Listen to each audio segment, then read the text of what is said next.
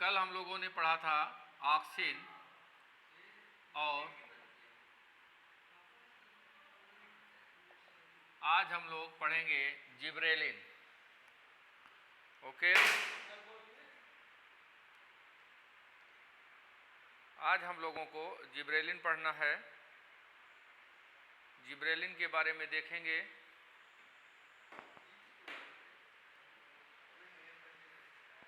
चलिए, जिब्रेलिन, इसको gibberellic acid भी कहा जाता है और शॉर्ट में इसे हम GA कहते हैं। और आप अक्सर देखेंगे कि GA3 लिखा रहता है। इसका मतलब कि इसकी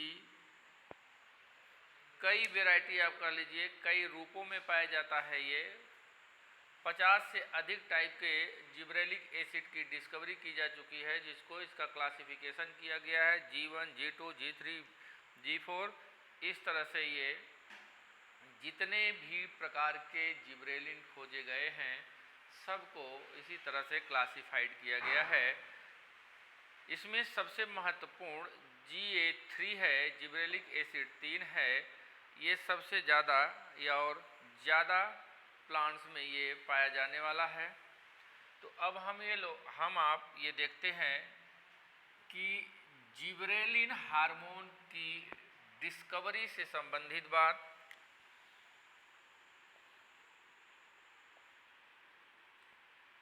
इसके देखिए, ये सबसे पहले कैसे, कहाँ, कब देखा गया, ये आप देखिए। ये सपोज करिए कि क्या है, पैडी फील्ड, ये पैडी फील्ड है और इस पैडी फील्ड में ये धान के पौधे लगे हुए हैं और ये धान का पौधा ये काफ़ी बड़ा है। ये देखिए, ये देख रहे हैं, धान का पौधा काफ़ी बड़ा है और ये धान के जो पौधे हैं ये इनकी सामान्य ग्रोथ है, यहाँ पर ये दिखाई दे रहा है। तो जापान के धान के खेतों में किसानों ने ये देखा कि कुछ पौधे अत्यधिक लंबे हो जाते हैं और ये लंबे होकर के गिर जाते थे। तो वहाँ के किसानों ने इन पौधों को नाम दिया बेकेने। बेकेने, जापानी भाषा में उन्होंने बेकेने शब्द का प्रयोग किया और इंटरनेशनल भाषा में इसे कहा जाता है foolish seedling plant. Foolish seedling plant. अब हम लोग क्या करेंगे, इसे अपनी भाषा में अगर देखें तो हम कहते हैं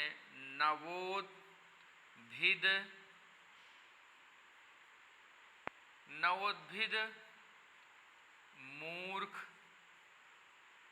पौधे। ये तो यहाँ पर देखिए, जापानी भाषा में बेकेने, इंटरनेशनल भाषा में फुलिश सीडलिंग प्लांट और यहाँ पर हम लोग अपनी भाषा में नवोद्भिद मूर्ख पौधे इनको कहते हैं, जो अत्यधिक लंबे हो गए और ये गिर जाते थे। अब आगे बात बढ़ी, किसानों के द्वारा दिया गया ये नाम है, वहाँ के फार्मर, जापान के फार्मर्स के द्वारा दिया गया नाम है।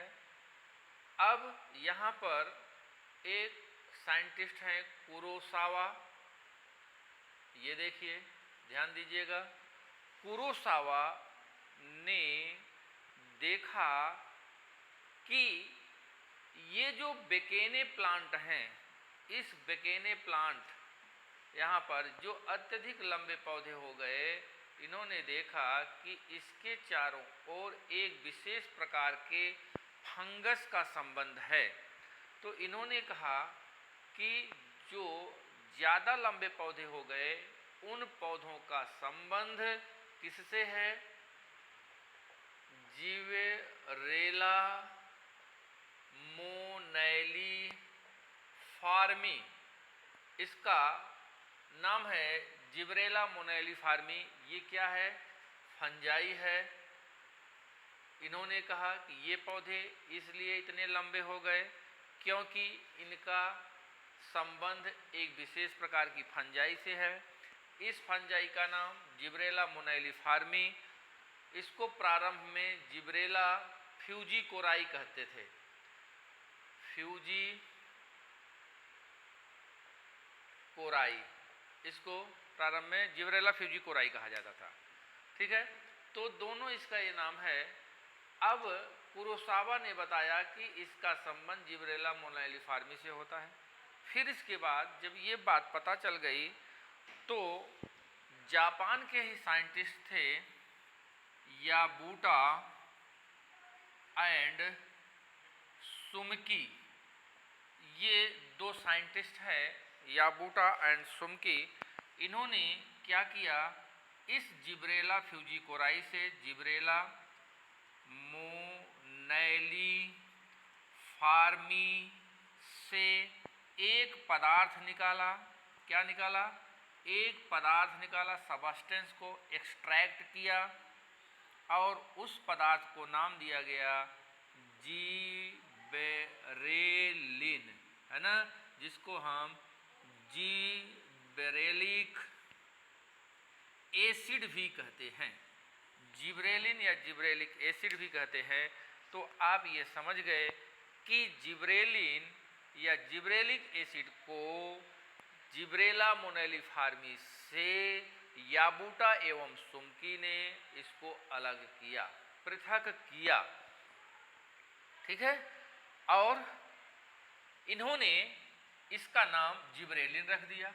तो आपको ये बात समझ में आ गई होगी। देखिए, फार्मर के द्वारा जो ज़्यादा लंबे पौधे हो गए बेकेने कहलाए, फुल सीडलिंग प्लांट कहते हैं। और इनका संबंध जिब्रेला मोनाइलिफार्मी, ये फंजाई है। और किसने बताया? कुरोसावा ने बताया। और पदार्थ को अलग करने वाले ये दो साइंटिस्ट हैं याबूटा एंड सुमकी। तो इस बात को आप जानते रहेंगे। अब आपने क्या देखा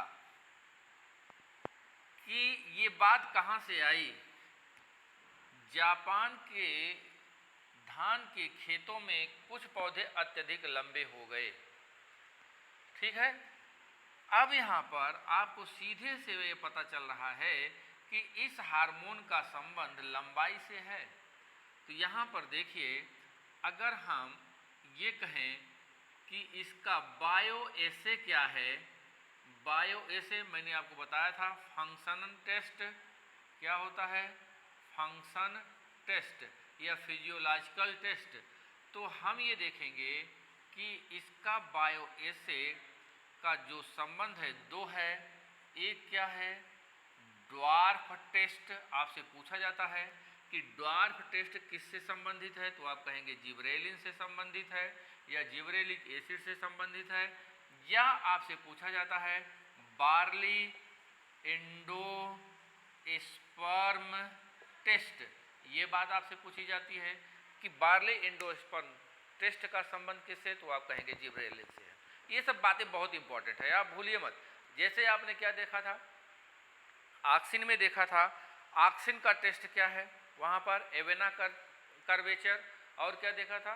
पी कर्वेचर, है ना।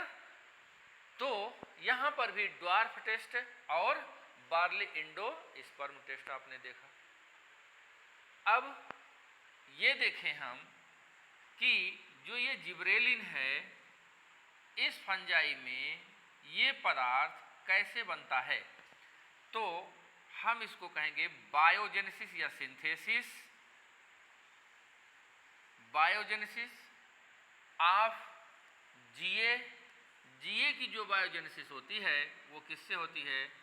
एसिटिक एसिड या एस्टिल कर लीजिए आप, एस्टिल को एंजाइम ए, या हम इसको कहते हैं एसीटेट। ये याद रखिएगा, ये सब बातें बहुत इंपॉर्टेंट हैं। आपने जब रेस्पिरेशन पढ़ा था तो वहाँ पे आपने देखा था क्यों कहा जाता है एम्फीबोलिक पैथवे रेस्पिरेशन को, क्योंकि रेस्पिरेशन के अंतर्गत जो कैटाबोलिक प्रोसेस होती है, देखिए रिलेशन आप करिए, जब आप देखिए जब ये सब सेंटेंस आने लगे तो आप रिलेट करिए। जब रिलेट करना सीख जाएंगे तो आपकी तैयारी जो है परफेक्ट होने लगेगी। आप पीछे के संबंधों को जब रिलेट करेंगे तब आप वहाँ पे जानेंगे कि हाँ ये क्या होता है, इसका क्या संबंध होता है, इसका क्या फंक्शन होता है, तो आपको ज़्यादा से ज़्यादा चीज़ें याद हो जाएंगी। तो आप यहाँ पर ये देख लिए,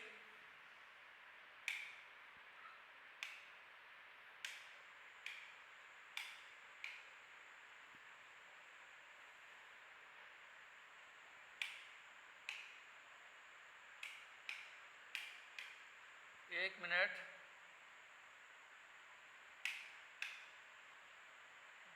कहाँ है भाई इसका संबंध? चलिए अब हम लोग ये देखें कि इसकी बायोजेनेसिस एसिटिल कोएंजाइम में हो गई। अब आपको ये सोचना चाहिए अगर इसकी बायोजेनेसिस एसिटिल कोएंजाइम ए है तो ऑक्सिन की बायोजेनेसिस क्या रही होगी, तो आपको याद हो जाएगा वो बात। तो ट्रिप्टोफान आपके दिमाग में आ जाएगा और आपको पता चल जाएगा, है ना। तो इस तरह से हम डिफ्रेंशिएट करके पढ़ते रहें और पीछे के टॉपिक्स और चैप्टर्स को रिलेट करके पढ़ते रहें तो हमें बहुत ही आनंद आएगा। इसलिए आनंद आएगा, हम ये देखते हैं कि हमारी तैयारी हो रही है। ठीक है, अब हम आगे ये देखें, ये देखा गया कि जो जिब्रेलिक एसिड है, जीए है, ये विभिन्न प्रकार के पौधों में या ज़्यादा सभी प्रकार के पौधों में पाया तो गया, लेकिन ये कई रूपों में पाए गए। तो इनका क्लासिफिकेशन GA 1, 2, 3, 4, 5, 50 तक या उसके ऊपर तक किया गया है। तो GA3 बहुत कॉमन है, इसलिए इसी को लिखा जाता है GA3। ये ज़्यादातर पौधों में पाया जाता है, तो इसलिए आप कॉमन जिब्रेलिक एसिड की बात अगर की जाएगी तो GA3 होगा। तो यहाँ पर मैं लिख दे रहा हूँ GA3। ठीक तो डिस्कवरी की बात हो गई, ये कहाँ से बना, इसका टेस्ट क्या होता है, ये चीज़ हम लोगों ने देखा। अब हमको ये देखना है कि आखिर इसका क्या कैरेक्टर्स है। ये देखिए कैसे हम इसे जानेंगे, इसका रोल क्या है, मेन फंक्शन इसका क्या है। तो यहाँ पे क्या हो जाएगा, इलांगेशन ऑफ स्टेम। जहाँ भी बात आएगी स्टेम के इलांगेशन की बात आएगी, तो चाहे जो भी ऑप्शन हो, चाहे दूसरे हार्मोन का भी ये कैरेक्टर हो, तब आप केवल और केवल सेलेक्ट करेंगे जिब्रेलिन को सेलेक्ट करेंगे। ठीक है। दूसरी बात, अब यहाँ पर हम ये देखें, ये ब्रेक डोरमेंसी, ये देखिए डोरमेंसी कंडीशन, सुप्ता अवस्था को ये ब्रेक करता है, अर्थात सीड जर्मिनेशन को प्रमोट कर रहा है। जहां पर सीड जर्मिनेट नहीं हो रहे थे, अब क्या हो रहे हैं, सीड जर्मिनेशन को प्रेरित करेगा। तो ये बात यहां पर याद रखेंगे अब। ठीक है। तीसरी बात यहां पर जो इम्पॉर्टेंट है वो है synthesis of alpha amylase enzyme. Synthesis of alpha amylase enzyme, ये भी बहुत इंपॉर्टेंट है। ठीक है। और next, substitute of chilling. Substitute of chilling, जैसे अब देखिए इसका मतलब समझिए, जैसे ये होता है कि कोई बीज है, ये बीज है और इस बीज की सुप्तावस्था को, डोरमेंसी को हमें समाप्त करना है, तो हम इसको, बीज को लो टेम्परेचर, बहुत लो टेम्परेचर में इसको रख देते हैं। जब ज़्यादा लो टेम्परेचर, 0 से कम टेम्परेचर में जब हम इसको रखेंगे तो इसी को कहा जाता है चिलिंग ट्रीटमेंट। जब ये फैसिलिटी, लो टेम्परेचर की फैसिलिटी यदि आपके पास नहीं है तो क्या करेंगे? तो ऐसे में आप जब चिलिंग इफेक्ट आपके पास नहीं है, वो फैसिलिटी नहीं है, तो आप क्या कर दीजिए, इसके विकल्प के रूप में जिब्रेलिक एसिड या जिब्रेलिन का उपयोग कर दीजिए सीड्स में। तब वहाँ पर क्या हो जाएगी? डोरमेंसी ब्रेक हो जाएगी, अर्थात सीड का जर्मिनेशन होने लगेगा।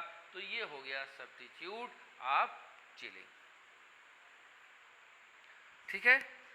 अब एक यहाँ पर और हम ध्यान रखेंगे, ये होगा बोल्टिंग।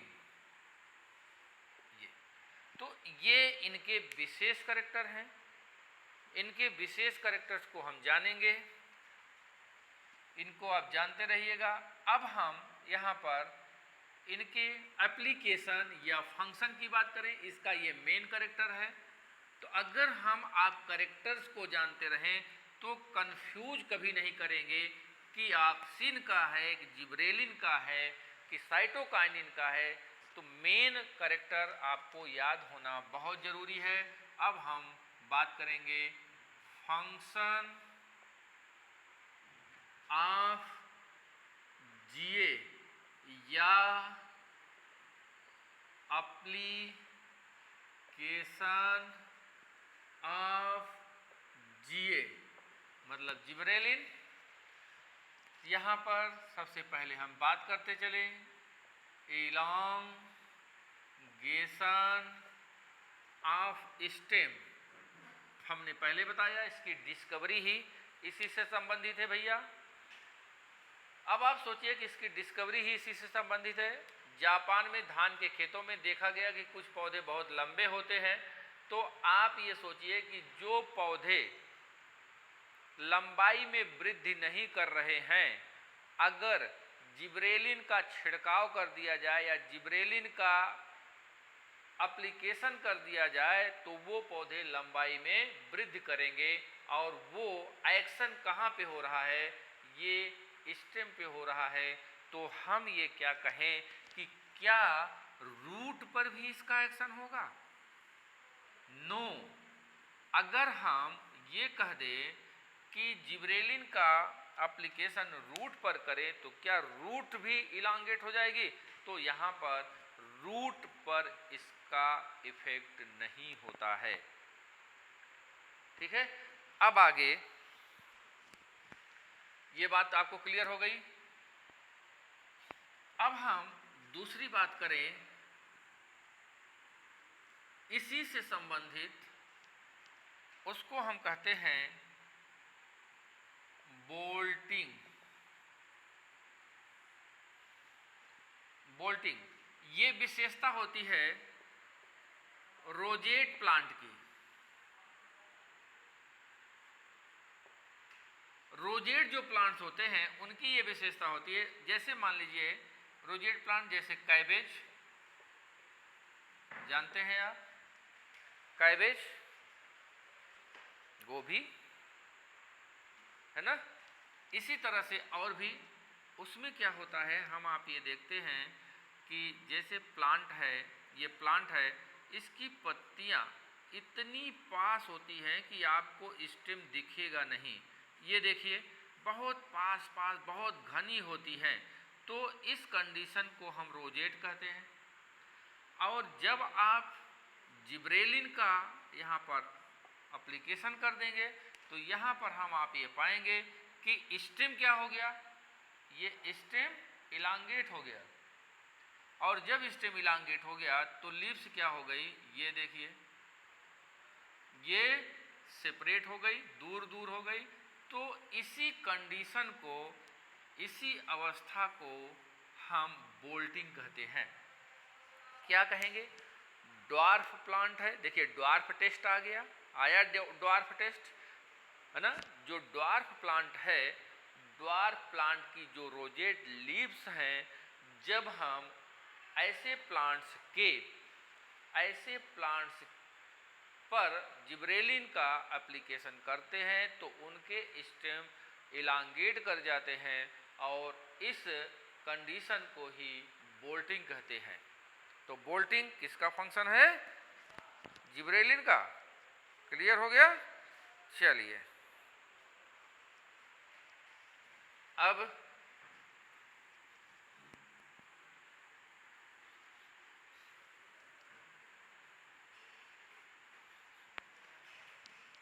अब जरा हम तीसरी इंपॉर्टेंट बात देख लें,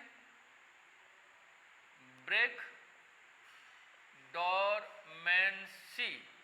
देखिए ये काम ऑक्सिन भी करता है, वहां प्रिवेंशन भी है, प्रिवेंशन ऑफ डोरमेंसी को प्रिवेंट करना, और लेकिन ब्रेकिंग भी है। अब अगर ऑक्सिन और जिब्रेलिन दोनों ऑप्शन में रहेगा तो हम क्या देखेंगे कि मेन कैरेक्टर ये किसका है? जिब्रेलिन का है, इसलिए हम सेलेक्ट इसको करेंगे। यहां पे क्या होता है, सपोज करिए कि ये कोई सीड है, ठीक है, और इस सीड में मोनोकाट सीड है ये। इस सीड में आपको पता है कि एक लेयर पाई जाती है प्रोटीन की बनी हुई, जिसको हम एल्यूरोन लेयर कहते हैं। एल्यूरोन लेयर होती है और ये एल्यूरोन लेयर ट्रिप्लॉयड होती है। क्यों ट्रिप्लॉयड होती है? क्योंकि यह एंडोस्पर्म से डेवलप होता है, और एंडोस्पर्म एंजियोस्पर्मिक प्लांट्स में कैसा होता है? ट्रिप्लॉयड होता है। ये बातें अब आपको सोचनी चाहिए। तो ये जो एल्यूरोन लेयर है ये ट्रिप्लॉयड है। अब यहां पर देखिए, ये यहां से जीए रिलीज हो गया। अब ये क्या है? एंडोस्पर्म है। इस एंडोस्पर्म में इनएक्टिव अवस्था में क्या पाया जा रहा है? अल्फा एमाइलेज एंजाइम पाया जा रहा है। तो जीए का क्या फंक्शन है? जीए ने क्या किया एक्चुअल में? आप ये देखिए होता क्या है कि जैसे एंडोस्पर्म है तो अल्फा, हम ऐसे ही देख रहे हैं, अल्फा एमाइलेज एंजाइम है, इसको एक्टिवेट किया गया जीए के द्वारा, ये एक्टिवेट हो गया। और जब ये एक्टिवेट हो गया तो अब क्या करेगा?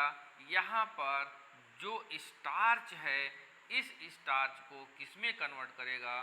ग्लूकोज में। अर्थात स्टार्च की हाइड्रोलिसिस को प्रेरित करता है। स्टार्च की हाइड्रोलिसिस को प्रेरित करेगा ये। इसी तरह से प्रोटीएज भी इसमें पाया जाता है, प्रोटीन की हाइड्रोलिसिस को प्रेरित करेगा। कार्बोहाइड्रेट की हो गया, न्यूक्लिएज भी पाया जाता है। लेकिन सबसे इंपॉर्टेंट ये है क्योंकि स्टार्च की जब हाइड्रोलिसिस होगी, जब ग्लूकोज बनेगा, तो यहाँ पर आपको मालूम है कि यहाँ सपोज करिए क्या है, ये एम्ब्रियो है ना। अब एम्ब्रियो क्या करेगा? इस ग्लूकोज का, जो ग्लूकोज बना है उस ग्लूकोज का उपयोग करेगा। जब इस ग्लूकोज का उपयोग करेगा तो इस एम्ब्रियो की सेल्स में डिवीजन होगा और इसमें ग्रोथ होगी, और ये पौधा क्या करेगा? जर्मिनेट कर जाएगा, अंकुरित कर जाएगा। यही प्रोसेस होती है। क्लियर हुआ? जो एम्ब्रियो सुप्तावस्था में पड़ा था, अब वो क्या किया? ग्लूकोज का उपयोग करेगा, और ग्लूकोज का उपयोग करके वो वृद्धि करेगा। वृद्धि करेगा तो सीड से बाहर आ जाएगा। ओके, तो यहां पर ये बहुत इंपॉर्टेंट है। तो हम आप ये जानते रहिए जिब्रेलिन का काम क्या है?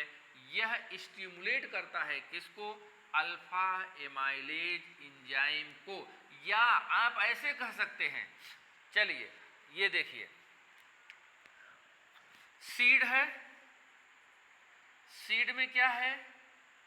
डीएनए है, डीएनए पर जिब्रेलिक एसिड है, जिब्रेलिक एसिड में मैसेंजर आरएनए की सिंथेसिस हुई। मैसेंजर आरएनए में सूचना किसके लिए है? अल्फा एमाइलेज एंजाइम की सूचना है। और जब अल्फा एमाइलेज एंजाइम यहाँ पर सिंथेसाइज हो जाएगा तो यहाँ पर क्या हो जाएगा? स्टार्च प्लस H2O, यहाँ क्या हो जाएगा, एमाइलेज हो जाएगा, मतलब अल्फा एमाइलेज, और बन क्या जाएगा, ग्लूकोज। तो इस प्रकार से आप देखिए जिब्रेलिक एसिड का उपयोग यहाँ पर ये है। क्लियर हुआ? चलिए अब सीड का जर्मिनेशन हो गया, बोल्टिंग हो गई, इलांगेशन हो गया, ये सब इसके मेन कैरेक्टर्स थे, ये हमने देख लिया। अब और इनके क्या फंक्शन है? माल्ट एल्डिंग,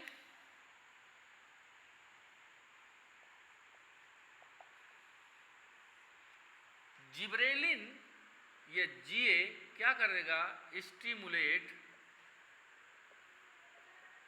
माल्ट, माल्ट कहां पर, बिवेर या यहां पे आप सोचें कि जो हम आप क्या बनाते हैं, क्या कहेंगे उसको, वाइन्स, या कुछ लोग माल्ट का, जौ का, अनाज का, मक्के का चिल्ड अवस्था में कोल्ड ड्रिंक की तरह उसको पीते हैं। इसलिए यहाँ पर एल्कोहलिक इंडस्ट्रीज में ये माल्ट के फार्मेशन में इसका उपयोग होता है।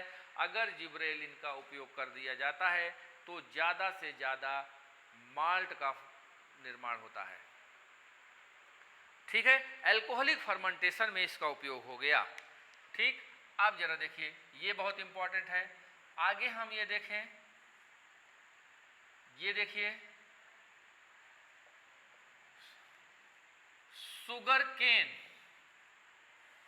शुगर केन को मैं इस तरह से बताना चाहता हूं कि आपको पता है कि जैसे ये शुगर केन का प्लांट है, अगर यहाँ पर जिब्रेलिन का एक्शन होगा तो ये जो शुगर का पौधा है, शुगर केन का पौधा है, ये क्या करेगा, लंबा होगा। जब ये लंबे होंगे, नोड इसके इंटर नोड लंबे लंबे हो जाएंगे, लंबा होगा तो इंटर नोड लंबे लंबे हो जाएंगे, और यहाँ पर फिर क्या होगा, ज़्यादा से ज़्यादा कार्बोहाइड्रेट की सिंथेसिस होगी। अब देखिए एग्रीकल्चर में किसान के द्वारा भी इसका उपयोग इसलिए किया जाता है, गन्ने में इसलिए किया जाता है जिससे कि उस गन्ने से ज़्यादा चीनी प्राप्त किया जा सके, कार्बोहाइड्रेट प्राप्त किया जा सके, इसलिए शुगर केन में भी इसका एप्लीकेशन होता है। तो हम आप क्या कहेंगे, इसको किस लिए यूज होगा, हम आप ये कहेंगे कि कार्बोहाइड्रेट की सिंथेसिस के लिए शुगर केन में इसका उपयोग किया जाता है। ये आप जानते रहेंगे। एग्रीकल्चर इंडस्ट्री में भी हो गया एल्कोहलिक। और अब आप हम ये देखें, बहुत ही इम्पॉर्टेंट बात है, ये फ्लावरिंग,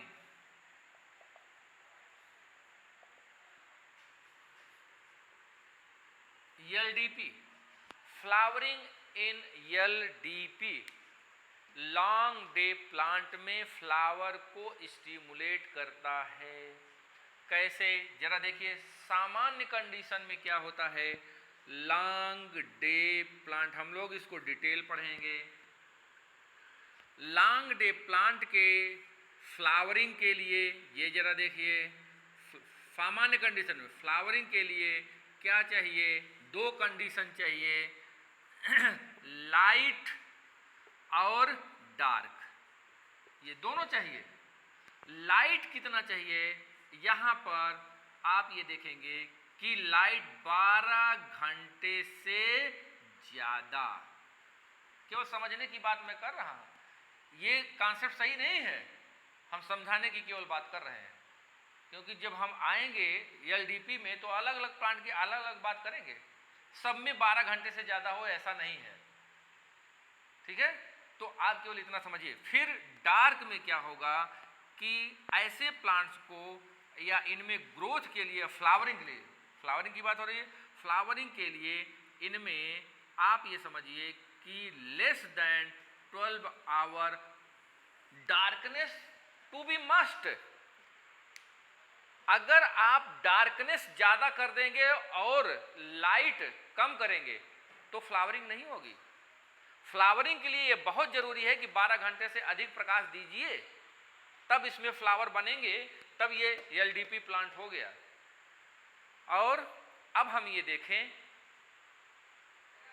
हम ये पाएं कि इतना इंतजार हम नहीं करें तो जिब्रेलिन का हम एप्लीकेशन करते हैं। हम यहाँ पर एक एग्जांपल लेना चाहते हैं, जैसे हम बात कर लें वीट की। वीट हमारा क्या है? एलडीपी है, लॉन्ग डे प्लांट है। क्यों? क्योंकि इसकी जब बुआई होती है ये नवंबर में होती है, तो आप हम ये देखते हैं दिसंबर हुआ, जनवरी हुआ, इसके यहाँ पर नवंबर, दिसंबर, जनवरी में सूर्य का प्रकाश कम मिलता है। जब कम सूर्य का प्रकाश होता है तो उस समय इसमें वेजिटेटिव ग्रोथ होती है। इसके जड़, तना, पत्ती ही वृद्धि करते हैं, फ्लावर नहीं बनते हैं। क्यों? क्योंकि प्रकाश कम है। लेकिन जब प्रकाश की मात्रा ज़्यादा होने लगती है, जैसे फरवरी, मार्च में, तो हम ये देखते हैं प्रकाश अधिक समय के लिए होता है और डार्कनेस कम समय के लिए होता है। ऐसे में हम ये देखेंगे कि इन पौधों में फ्लावर आने लगते हैं, तो इसीलिए इसको कहा जाता है ये लॉन्ग डे प्लांट है। हाँ, तो ये लॉन्ग डे प्लांट। तो हम क्या करें कि लॉन्ग डे प्लांट में क्या करते हैं, हम ये चाहें कि नवंबर दिसंबर में ही ये फ्लावर दे दे, जनवरी में ही फ्लावर दे दे, तो आप क्या कर लीजिए, जिब्रेलिक एसिड का उपयोग कर दीजिए, तब आप यहाँ पर फ्लावर पा जाएंगे, है ना। इसका मतलब लॉन्ग डे प्लांट में फ्लावरिंग को स्टिमुलेट कर रहा है, ज़्यादा आपको इंतजार नहीं करना पड़ा है। इसलिए कई कई देश ऐसे हैं कि एक बार में एक साल में दो तीन बार गेहूं की पैदावार करते हैं या गेहूं की फसल उगाते हैं। ठीक है, तो ये रहा फ्लावरिंग इन एलडीपी। ठीक है, अब हम 5 मिनट में फिर मिलते हैं नेक्स्ट